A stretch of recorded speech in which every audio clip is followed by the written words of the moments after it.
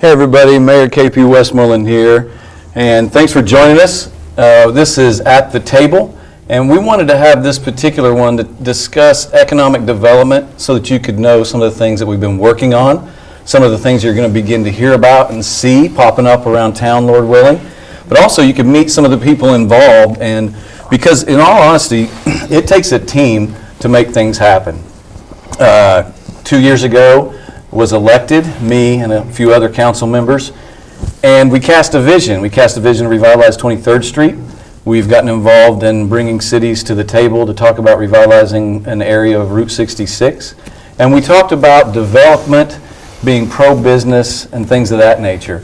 Obviously, everybody knows that it takes sales tax to make our city move forward. That's the lifeblood of our city, and that's what's required. And if you're not moving forward economically, then you're going to struggle. And so I wanted to introduce a few people. As a result of the last couple of years, we've been working hard. One of my dear friends, become a dear friend of mine, and is a council member, Steve Palmer.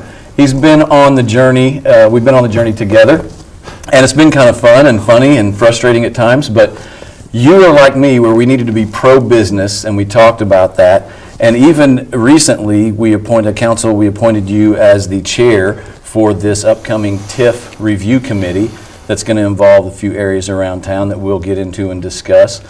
Also, as a result of some of the things that's transpired over the last couple years, we've had some roadblocks people know about. We've had some, I'll just be point blank and honest with you, some people behind the scenes, it appeared that they were doing more working against us or opposing us than it was trying to help us further this vision for the good of the city. But as a result of that, we've ended up with Hank Moore, that is our Economic Development Director. And it requires a team, like I said. You can cast a vision, a council member can love the vision and get on board and want to be a part of it, but you have to have team members and everybody fulfilling their role to make things happen.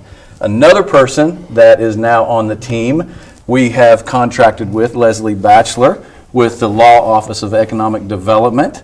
Or did I say that right? The Center for Economic Development Law Office. And so the Leslie Batchelor and her group, they have been heavily involved, and you've benefited from some of the stuff they've done.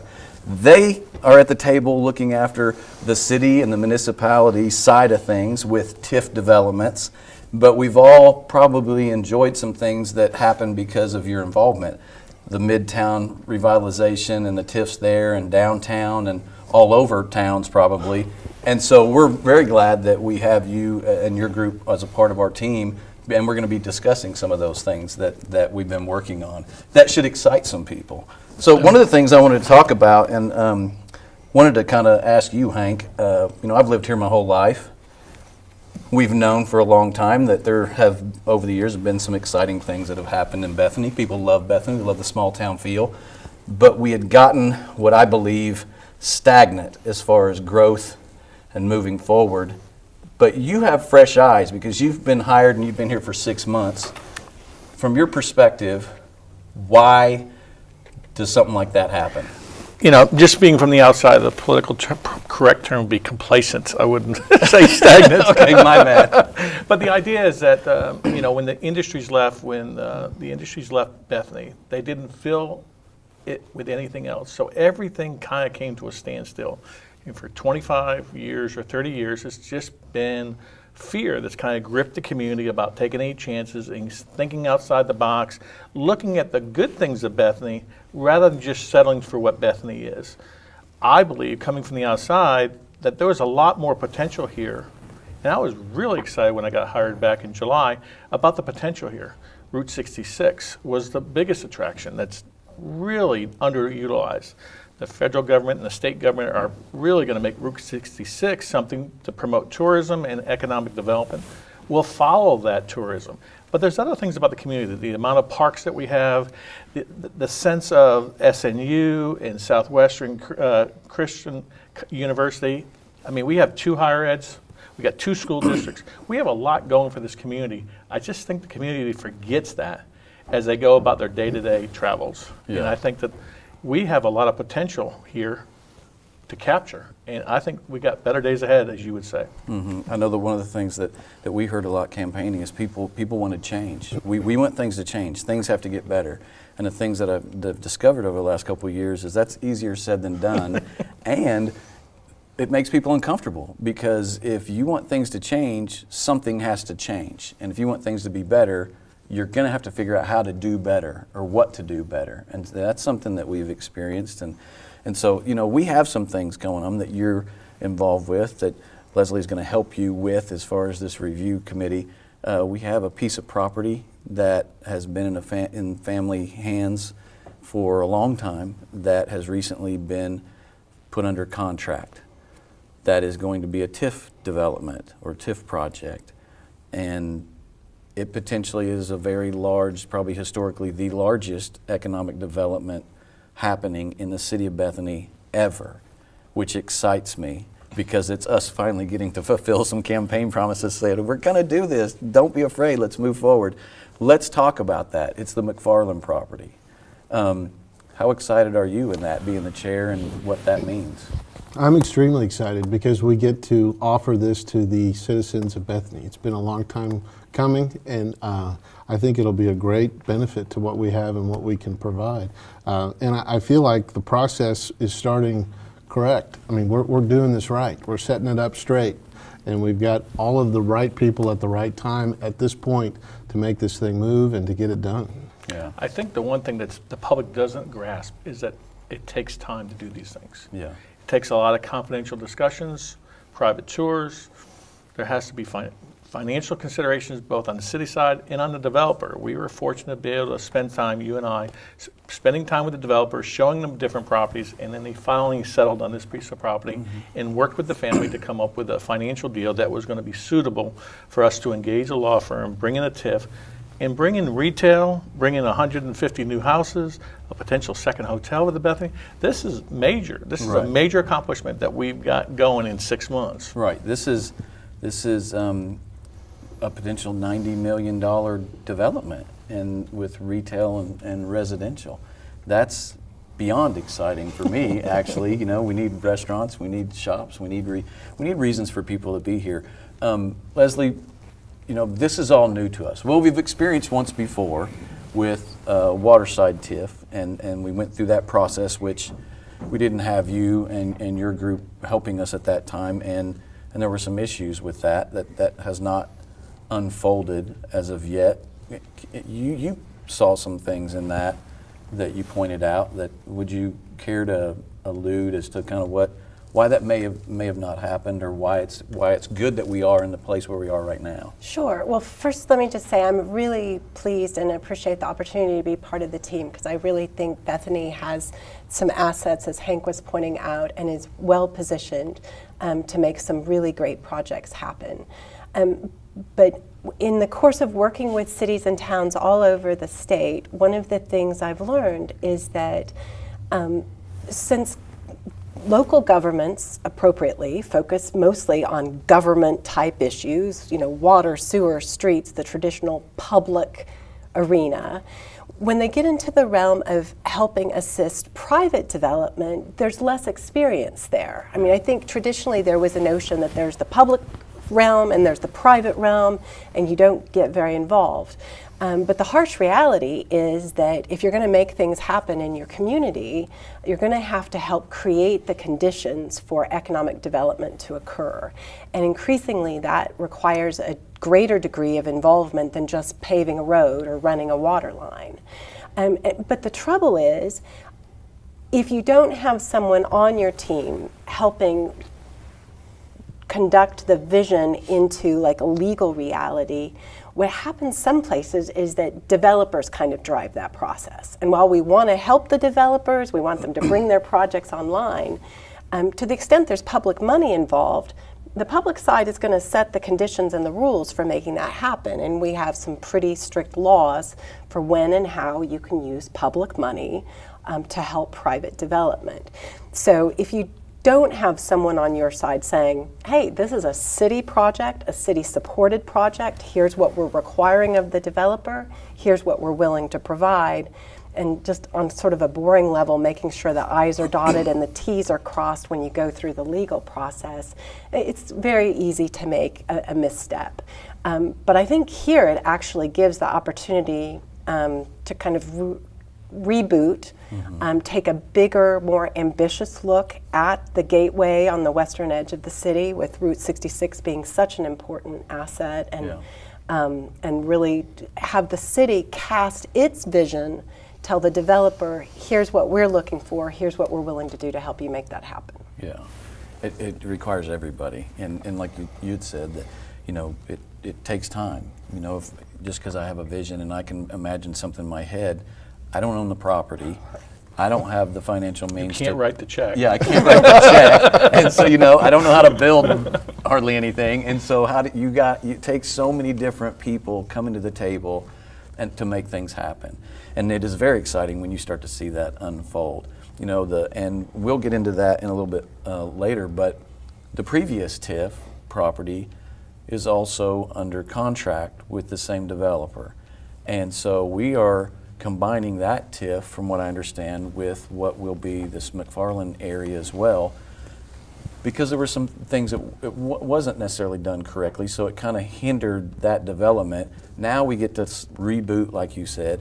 When you add that development to this, whether they happen at the same time or at different times, that's potentially over $100 million development that could be there with hotel, restaurants, and whatnot. That's mind-blowing exciting to me. And so, you're chairing this committee, and I think that's great. We also have some things going on 23rd Street that is going to be going on kind of simultaneously with TIFs and that. Because there's not a property per se that we're looking at that says, okay, this is a TIF property on 23rd Street. Can you explain to people, like, why are we looking at 23rd Street and trying to pre-deem or determine areas that are TIFs? What allows us to do that? What's the process in doing that? Because we want to revitalize 23rd Street. Exactly. Frankly, the 23rd Street type project is my favorite, because I really think that as wonderful as it is to bring big, large new development online, the thing that really makes a city have a specific identity and character are those existing areas, and where you have property owners that just need a little encouragement to reinvest in their property or attract a new tenant. One of the great things about tax increment financing, and if I could take just a moment to explain, is that the basic idea is that the law allows cities, towns, and counties to identify specific areas that are undeveloped, underdeveloped, or even blighted, and focus efforts and resources on those areas.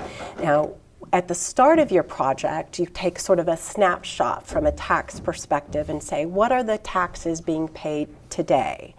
Well, without raising anybody's taxes, could we generate more investment, more economic development by some city actions, whether it's paving a road or providing a developer some financial assistance to redevelop or to develop a new property. And then going forward, because you've got that new investment, that new economic development activity, new sales, you measure those and can capture some of the growth to reinvest in that specific area. So in an area like the Waterside TIF or the McFarland property, where you've got an undeveloped piece of land, it's pretty easy to imagine, if it's worth very little today and you put a $10 million building on it, you've got that new $10 million value. But similarly, on 23rd Street, if you have a vacant office building that does not have a tenant, it's not increasing in value. In fact, it may be decreasing in value, which is not good for our school district, for the county, for the VOTEC. Even though the city is not itself normally getting a share of the property taxes, everybody has an interest in seeing new property investment. So TIF actually gives the city the one tool it has to make the property tax investment kind of come back with a return to the city, because in a TIF, the city can capture the growth in property taxes just from the new investment. I can't say often enough that TIF does not raise anybody's taxes, Right. but as the taxes go up just because of new investment, those are captured. Basically, it's like the seeds from the tree you plant. You capture the apples and you can replant those seeds to grow more trees. So in an area like 23rd Street, you look at opportunities. And it may not be vacant property, but it may be an underutilized building. And by a variety of smaller steps, sometimes maybe something as small as a facade grant, to a mom and pop shop that's limping along doing some business, but they've been there a long time. If only they had a refresh and a little encouragement to do it, they'd get more customers. The 23rd Street corridor would look more attractive. It's really a nice way of getting a big return, sometimes with a very small investment. Yeah, and we've talked about that. And part of that also is that we're trying to protect the major, 23rd Street is the major producer of sales tax revenues, but it's only about 40% utilized in generating sales taxes. So like with facade grants or sign grants, we create energy with the entrepreneurs and help them get a little energized. Energy spreads. The big development brings in interest. And so now we're mixing things up. And I kind of use Oklahoma City. When they first started MAPS, they had just a shorter vision. They never anticipated the unintended successes that they have. And I think because the vision statement and the vision that we've gone through the past 2 years while you've been mayor is that this didn't just come about. This came about because people are pushing on the boulder of stagnation, and it's beginning to roll. And now it's like the sunlight's getting in there, and we're getting new vegetation, new ideas, new interests, and this is only going, and I believe, is just the beginning of the tidal wave of interest. And on the macro scale, Yukon's is bursting at the seams. Oklahoma City's success. We are just east of the Turnpike exit. We are poised for some great growth for the next 10 years. And that's going to help the next generation of leaders handle the financial obligations that the city's going to have in 10, 20 years. Well, and what we do have now is the comp plan, the comprehensive plan for 2030. That was the foundation and the basis to push forward to get to this point. Exactly. And I think we had that when we got elected, and we campaigned about how we wanted to implement those provisions. There's some things in there that we probably need to add, or we need to tweak it a little bit. That's, in my mind, kind of a living document as to how we go about doing this. But here we are. And so we're putting boots on the ground to get to the next step. And, it's exciting because we see how this works. We know what it looks like, but we've just never had an opportunity to do this in Bethany. And that's where we need to go. That's what we want to do, and this is how we're going to do it. Yeah. But it also takes council courage. I mean, to be honest, it's not just it's the mayor's vision, but the council is showing courage of being able to accept ideas and approaches, like from Leslie and from others, saying, we're not judging. No one's judging. We're looking for solutions, creative ideas, and give us all the tools available for Bethany to achieve the very best we can achieve within our time frame and within our financial limitations. We're going to explore everything to achieve the greatest success for the council and for the citizens and businesses of Bethany. Yeah, I know that. One of the things that I've said a lot is, the book that I believe, the greatest book ever written, says, blessed is the man who lives in inheritance for his children, his children's children. The way I see being able to do that is the role we are playing as leaders within the city of Bethany, leaving the city of Bethany as an inheritance for our children and one day our children's children of a better community, a better city, thriving, healthier financially, a place where people want to live, they want to move here, they want to come shop here, they don't want to move away from here when they graduate high school or college or whatever.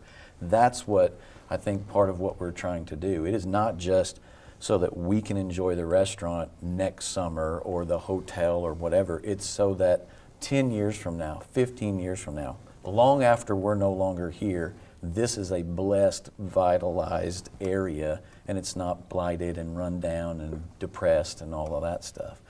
Talking about 23rd Street, help me understand, because I know like the McFarland TIF, that area over there, that's going to require signalization. When that thing is up and running, there will be a new intersection right there. That's a part of the public improvement, part of what the city gets out of a development, a TIF development. on a 23rd Street, let's say the old AT&T building, which we were helpful in helping them acquire that building that's now the Intellis Center, which could house 300 to 900 employees, and with whatever they want to do inside there. How, if that was a TIF or that area of 23rd Street, what public improvements could be a part of something like that if they were to have a TIF setting there? One of the advantages of TIF is that you're not just limited to spending it on public improvements, which gives it some flexibility for a building like the old AT&T building. So there, if you were just limited to, say, repaving the street in front or adding a left turn signal or what have you, that might not be enough to bring an old building like that online again. What we're able to do here, and it's important to note that this is a business negotiation, it's not a giveaway, and we don't spend a dime more than we have to spend of public money. But if an investor is prepared to come in, bring employees, revitalize a building that could otherwise, be a blighting influence, then it's worth negotiating with them in letting them share some of the growth that will occur because of their investment. So essentially, you negotiate a contract with them using the increased taxes that come when the building is, worth 4 times, 3 years from now what it's worth today. A share of those property taxes can actually be paid back to them over time. Now, how much and what the terms of that are all have to be carefully worked out. But it does give a developer reason to look at an old building like that a little differently than he might if there was not such assistance out there. So like any expenditure of public money, it's got to be put under a contract approved by the appropriate public entity, either city council or public trust. But it really is a business-friendly way of saying, we'll help you out if you're doing things that really help our city. And if you're bringing 300 employees who are potential customers of the restaurants up and down 23rd Street, and frankly, going back to your point, do we want Bethany to be a place where people want to live, where they have a reason to live? Having local employers is a key part of that. Yeah. Well, and I think that the other point is, and I'll have to pull for the Northwest 39th and Route 66 and all those businesses, we've got an opportunity with the Central Business District to expand that. We've got the tools, and here we are. And we have to set this in place so that we can then begin the process of walkability and assessment for future development and for all of the other things we'd like to see in our community. We've got to get the sales tax and this whole process on track so that at some point we're going to talk about repaving roads and doing infrastructure upgrades and everything like this. But this is the beginning. So once we get this set and we have a process to allow developers to come in and say, okay, I'm comfortable with Bethany, I'm ready, here we go, and we're open for business, then at that point we get the momentum, and then all these other things kind of come together, and we're, this synergy that we have, and we can promote the city of Bethany. And it took 2 years to get to this point, right. But we're there, Yeah. and we're moving. Yeah, and one of the things in one of our meetings with the developer initially on the McFarland area, was could we add in a bike/jogging trail down Route 66 that leads from downtown down to this development and ties into the Oklahoma City bike trail, which then you could go underneath Route 66 at the bridge and end up on the other side, and things like that, where public improvements and quality of life issues and things like that excite me. I want to talk about, before Steve has to leave because he has to go chair another committee, the traffic committee here in a little bit, but and we'll continue on with some of the specific things that are coming up in town with what we've got going on. But in the last TIF, I heard a lot of comments during the public hearing part of it when the council was voting to approve, and ultimately did approve the TIF down by the lake. There were a lot of people that were making comments like, you're taking money from the schools. Those kind of comments, because they have a misperception of how this thing works, when what I witnessed in the conference room when you had, and I want you guys to talk about who sits on this committee, and when I was in there it was unanimous, that they wanted to see this thing happen. Even one gentleman said, how come it's taken Bethany so long to do this? And it was a decision maker in person from one of the entities that receives the ad valorem tax for their VOTEC or school or library or whatever it is. They were excited that this was happening because no longer is it going to be a piece of property valued at whatever.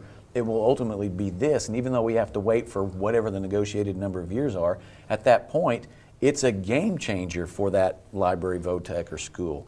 But explain to people how this review committee is formed and how it works, and because that I don't think they understand that. Well, I'm not the expert, but we have a process where we have 7 members from the community. We'll propose those people, and then we'll have the city council, and we'll create the committee. And then those members include various people from different areas, the VOTEC, and I think you can probably elaborate on that related to what we need to do and how we're going to put everything together. Right. Each taxing jurisdiction that would get a piece of those ad valorem taxes has a seat at the table at the review committee, plus 3 representatives of the city at large.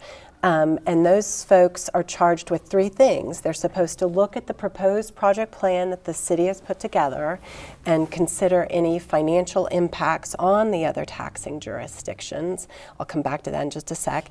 They're supposed to address whether they're for or against the plan, and generally any impacts it would have. If it's done right, as committed to doing here, it's a win-win situation for the city and the other taxing jurisdictions, because as you point out, take the waterside TIF location. You've got to really challenge the well-located piece of property. It's got flooding issues. It's going to have some issues addressed that make it harder to develop. But it's a fairly small piece of property it's within the city limits. Yeah. The new investment there will generate increased values and investment in surrounding areas that aren't even in a TIF. So the schools and the VOTEC and the county recognize that there really is such a thing as a rising tide lifting all boats, and that's what we're trying to do here. Yeah. With that, I will have to leave, Mr. Mayor. Thanks for joining us. Thank you for having me. It's a pleasure. Go fix our traffic. That's right. Okay, I'll talk to you soon. soon. Thank you for being here. I'm excited. Thank you. Believe in Bethany. That's right. That's right. Let's talk about 23rd Street. There's been some activity going on there. Well, it started with the AT&T building getting sold and transitioned, I guess, in late August, early September. Yeah. And then the end of December, we met with the owner and operator of 7-Eleven and finally get that project committed to and hopefully get open within the next 12, 13 months. It's been something that's been languishing for 4 or 5 years, not really pushed. We worked a deal that we gave them sales tax rebates against the sales tax generated. The city will get a little bit, they keep a little bit, and then in 7 years we get all of it. It's something that probably will generate $60,000 to $80,000 a year ultimately in sales tax revenues. It's the first. It's the corner that we begin marching east. Yeah, yeah. And the AT&T building is on the east end, and so there's the infill. There's some interest in the tower building that we've been working with 2 developers on. So we are beginning to see the interest rippling forward because we're open-minded. We're open for business. We're looking at TIFs. We're looking at bid districts. We're looking at one-on-one negotiations on sales taxes. We are being creative and we're being aggressive. We have to bring businesses here, but we also have to look at the housing, the housing situation. We need to generate customers and traffic to Bethany so that the businesses want to come here and stay here and are prosperous. Yeah. Thinking of 23rd Street, when we cast the vision to revitalize 23rd Street, immediately I had people saying, we want the black street poles. Well, so do I, that are further down east on 23rd Street. But you don't just slap up black street poles and, okay, now it's revitalized. That's not what revitalizes it. And when you look at 23rd Street, and I've met with OG&E and others about our 23rd Street, because we were the first in Bethany on Route 66 in our area that got the new LED technology bulbs. Well, I wanted it for 23rd Street. Hey, can we do that too? And they said, you can't do that. And Well, the reason is, they said the lighting on 23rd Street actually has to be re-engineered. And if you look at it, it's darker. It doesn't make a whole lot of sense. It needs to be re-engineered. There need to be the new street lights and stuff like that. Is that something that can be included within a TIF type of project? Absolutely, and there are a couple of different ways you can do it. It's always interesting in considering like what really incentivizes new development. Public improvements can certainly play a role, but it's a little bit indirect. You put the black street lights up, the poles up, and development may or may not come along.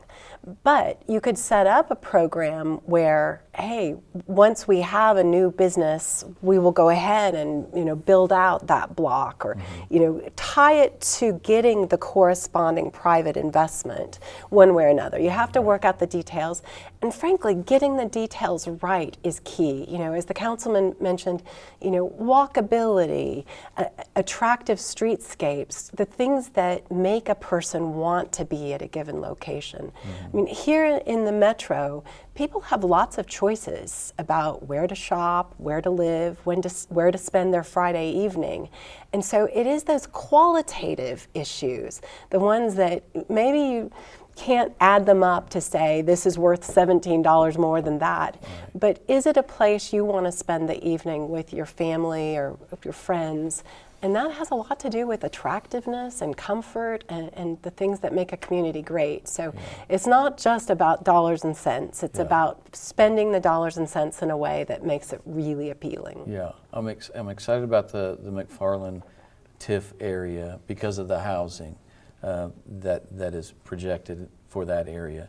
Because we have a number of people who consider themselves Bethany people, but they don't live in Bethany because Bethany didn't have the level of home that they wanted to live in, or maybe the newer home that they wanted to live in. And so they moved a couple miles down the road and built a home or moved into a home. And I believe that this type of development will encourage a lot of those people that really want to be Bethany people. Now they can have that if they want that in a development like this. And so there are so many things going on that excite me. And explain, because we had talked about you have a TIF project or district, which is a certain area, but then we can have a much larger project plan and an area where we're thinking 10 years down the line with this project. How does that work, and what's the limit? What can we do with that?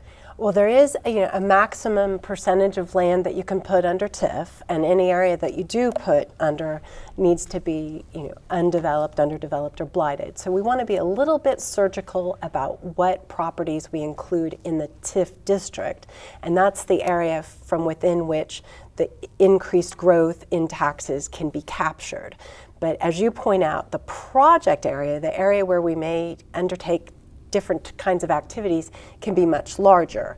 So while we don't have it all figured out yet, we're still studying it, on 23rd Street, for example, it might make sense to have the TIF district cover a small portion of it, but the project area could basically be the whole corridor, so that when it makes sense to do the lighting for the whole corridor, it would all be part of the project area, the area within which you can spend those TIF dollars. Yeah. Hank, what are some of the other tools that as far as economic development, that we can use or that come into play? Well, some of it, we're talking, well, for instance, the apartment complexes. We're talking with Oklahoma City Police Department. They have a program to help incentivize apartment complexes to increase the lighting, increase the security, the way they do the landscaping, limiting access, so that we can provide a safer environment for young families and people who are in the apartment complexes. That's a different type of incentive program that we would need to entertain. The idea that we can think outside the box as far as density, number of housing units within an acre, is another component. If we can bring in national apartment complex builders and developers and national management, we'll have better maintained apartment complexes than what we're experiencing now. We are playing catch up. We've got apartment complexes 40 and 50 years old. that had not been properly maintained. So we need to go in and look at how we can turn those properties over, make them modern, make them meet with the amenities that the public wants from rentals now. Those units of 50 years ago are wholly inadequate to people's living standards today. The other part is just having a dialogue, having a partnership, having conversations with the other stakeholders about what they've got in plans and how we can tie those together. You know, we could use open air spaces for a farmer's market, an artist's market, a gallery, food truck nights. There's lots of things out there, just like here at the municipal complex. We've got a brand new library coming on. It's backed up to the YMCA, and it's cornered in by an all-access playground. That's a huge gem of recreational, youth-focused activity that we just need to get people aware of. Right. And that's an economic development driver. The idea of how we look at education as an economic development driver. So economic development, yes, is really focused on the necessity of lifeblood of sales tax dollars. It is a cheerleader for the whole community to come together. And it involves everyone coming together, not just the city writing a check or city leading, but creating the atmosphere for creativity and involvement. And I think that we've turned that corner. Yeah, I know, you know, everything that we're doing economic, it's not, I mean, yeah, it's to generate sales tax. It takes sales tax to have the money to fill a pothole or whatever. But it really is, it's for community. You want walkability in your sidewalks and the connected sidewalks so that you have walkability, so you build community. It draws the community out. You want to add amenities to the parks around town because it draws the people out to want to be in the park, because it builds community. You want the restaurants, you want the different shops, because it builds community. And it affects everybody, not just the people on this side of town or the people that have this amount of money in their bank account or those that don't have that. It needs to bless and benefit everybody involved. And we're asking, you talked about the apartment complexes. It probably made sense 30 years ago when they put in our city charter a density requirement of a limitation of no more than 12 dwelling units per acre, because they didn't want Bethany to become one big massive apartment complex housing area. But yet, as a result, the owners of these apartment complexes aren't maintaining them, and they're getting worse and worse and worse every day. How do we address that? And we believe that we've created a way of being able to better address that, and it's requiring a charter change issue that we're taking to the people and saying, we believe that if you voted to approve this, we could handle this in this way through a PUD, to where now it makes sense. It goes through the P&Z, it has to be council approved through a PUD, and we can allow somebody to come in here and renovate these apartment complexes to where they are nicer, they are safer. It is a better quality of life for people that want to live in these apartments. And so it involves everybody, and like you said, there's so many facets to it, and I do believe we've turned the corner. From your perspective, Leslie, what else can we do to ensure success with what we're trying to do for the city of Bethany and moving forward, and actually not just constantly dreaming of our greatest days being ahead of us, but getting a hold of them and getting to experience them through TIF or through what you've worked with in other areas? Well, let me just say, I'm absolutely thrilled with the vision, and even though it may feel like it's taken a long time to get here, you've got the horse properly placed in front of the cart. A lot of communities come to me and they'll say, we need a TIF. And I'll say, well, what is it you're trying to do? Well, we need some development. And, you know, development it's just empty without a vision, without a commitment to community. And cities have kind of a weird incentive in Oklahoma, since sales tax is their lifeblood. They tend to focus on retail. But that's a little bit shallow in a way. It's like the short-term, quick fix vision. Can we get this store this year? You're talking about the store that'll still be there for your children, right, or the building that will still look nice for your children's children. Yeah. And that takes a commitment to things that actually matter, like the quality of life and you know, building community, building walkability. But the way you get there is not a very sexy answer. It's the hard work of implementing that vision. And some of the things are kind of mentioned in the statute. It suggests, for example, under the Local Development Act, that you have clear and consistent principled policies. No one wants to have the vague sense that, oh, that developer got a deal because he knows so-and-so. Well, that just gives a bad taste, in everyone's mouth.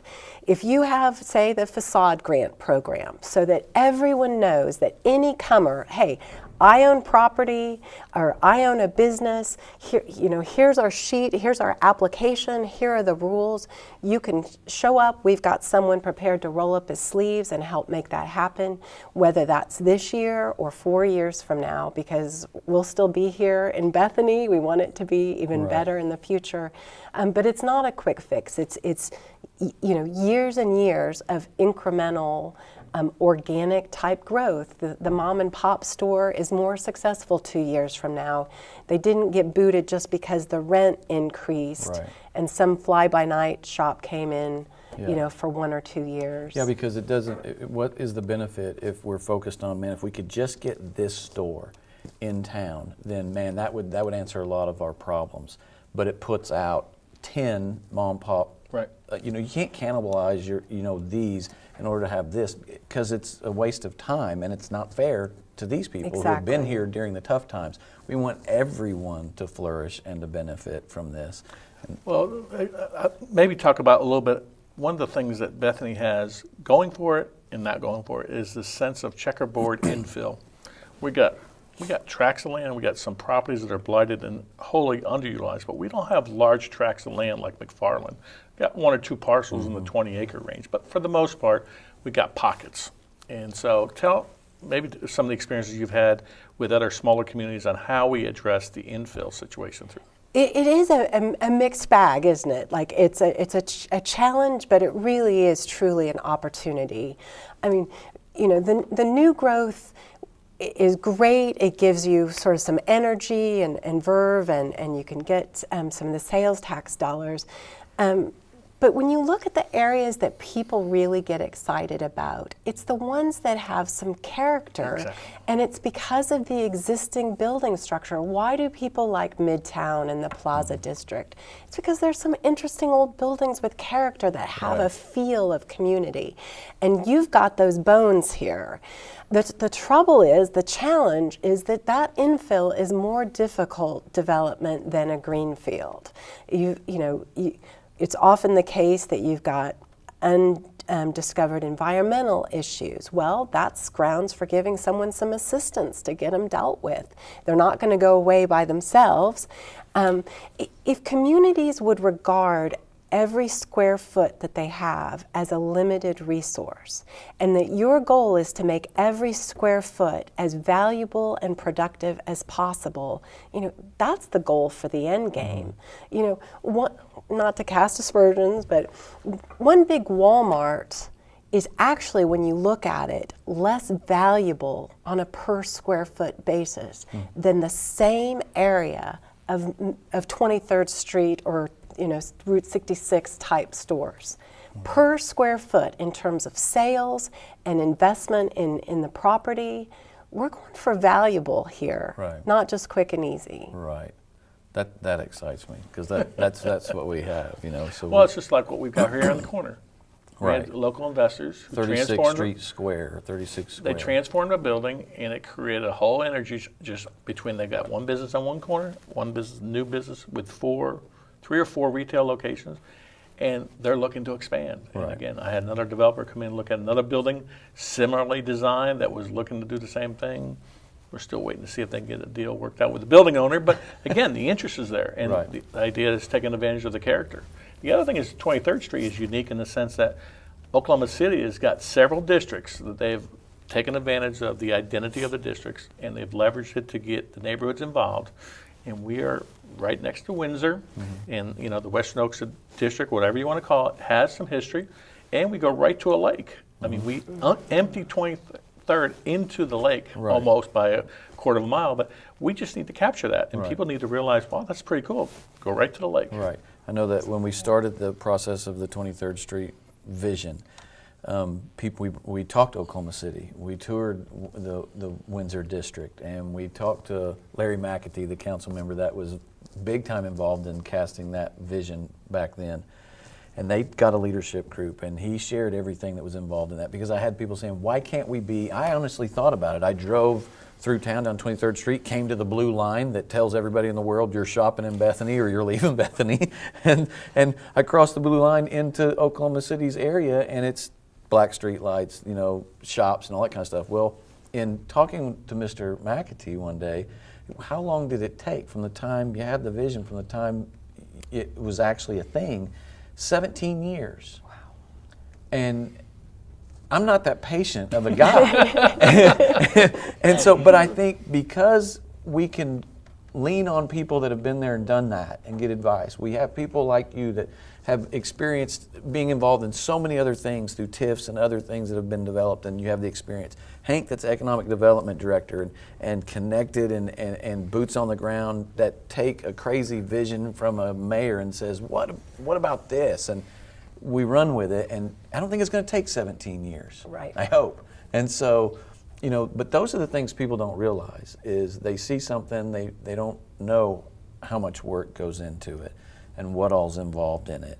And for 2 years, we've been working very hard to make some things happen, and I'm so excited to have the members on the team coming together, because we're starting to see all of that effort. And one day I really believe, I know, we're going to be able to sit down at a table at a restaurant together, and people will be coming in for holidays and staying in the new hotel and things of that nature, and quality of life around here will be better because of all the work that's gone into it. And so I appreciate you guys being a part of the team and everything. Just appreciate having the opportunity to serve under someone that has a vision. Well, Exactly. it's not just my vision, it's the people's vision. They elected you. Well, hopefully they keep me around. So. Hey, we've got, is there anything else you'd want to cover in regards to this or say before we wrap I up? think we never want to portray that Bethany became complacent. That's necessarily a bad time. Maybe it was just to catch their breath to get ready to run this race, and that we still need everyone to be involved. It's not one side of town. It's not Right. the north side. It's not the south side.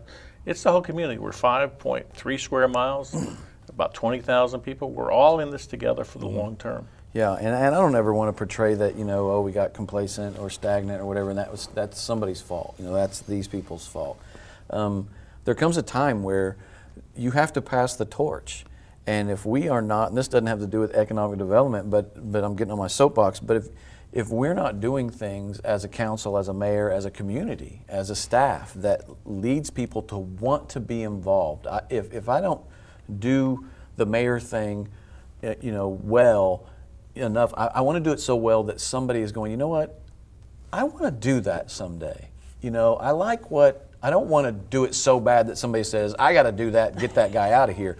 I want somebody to go, you know what, that intrigues me. I want to be a part of that. And if the mayor and the council and staff, if we're doing that, we're mentoring people to be able to pass the torch to one day, then it just continues. And maybe people weren't just willing to step up and take hold of the torch. And now there's have been several torches passed, and it's a new council and a new day, and it's going to be a beautiful city that is thriving. And I want everybody to know that we never want to lose the small town feel and atmosphere of Bethany. We want it to be this close-knit, small town, family, everybody knows everybody type of atmosphere. We just want it to economically and quality of life wise be better than it's ever been. And so, and I know we're getting there. So I appreciate everybody being involved in that. Well, like Hank and Councilman, I'm really thrilled to be involved because it's not every community that has that vision. But cities are learning. So, I mean, Bethany is not alone in, over time, there are new tools available and people have to become aware of those and get up to speed. So it's kind of the battle that all communities are facing. Like, how do we grow in a good, healthy way? What tools are available for us to do that? It might be worth noting that, we've got the vision here, we've got some prospects on the table, but process-wise, we've got a ways to go to make these things a reality. Just the cautious lawyer here is going to point out we really will be negotiating carefully, with the developers involved, and none of that's settled yet. And there will be public hearings before City Council on the TIF project plans, at which citizens have a right to stand up at the first public hearing and ask questions, and at the second public hearing to speak for or against the plan. So between now and then, we'll get the plan put together.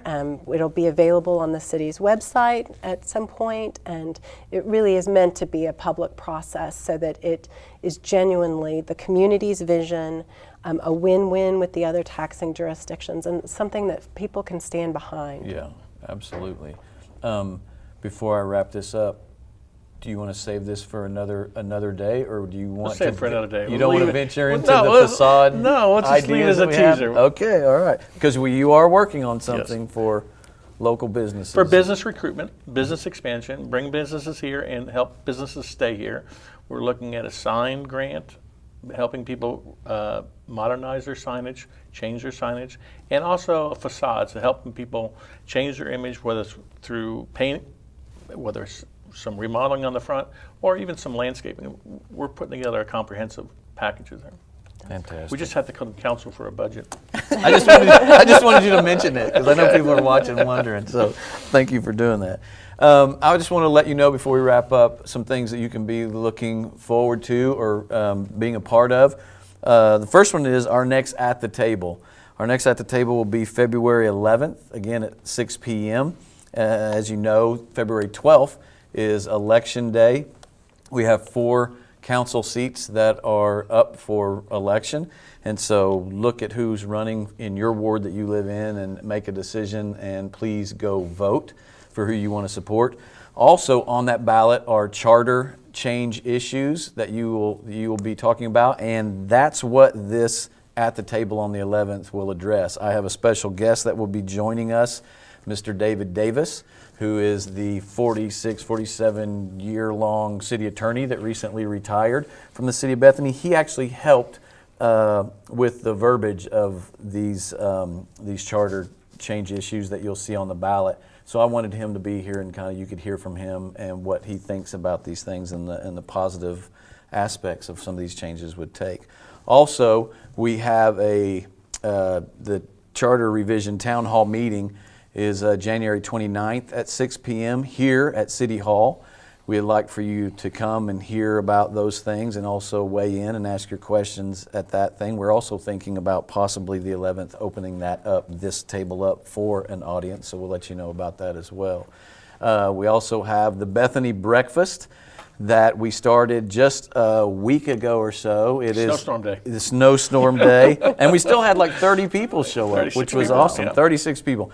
And that is it's the first Thursday of the month. And that can you pull that back up, Barry, so I can read that? Sorry. The next one will be at the Pinto Horse Association, February 7th. And it is from 7:30 a.m. to 9 a.m., really the program where we kind of share what's going on in the city and do a little Q&A with any of your questions and kind of bounce stuff back and forth. Is from 8 to 9, but definitely please show up and be a part of that. And that will happen every month, like I said, and we'll move that around to different locations around our city. The first one was over at Java 39 on Route 66. Also do we have anything else? That's it? Okay.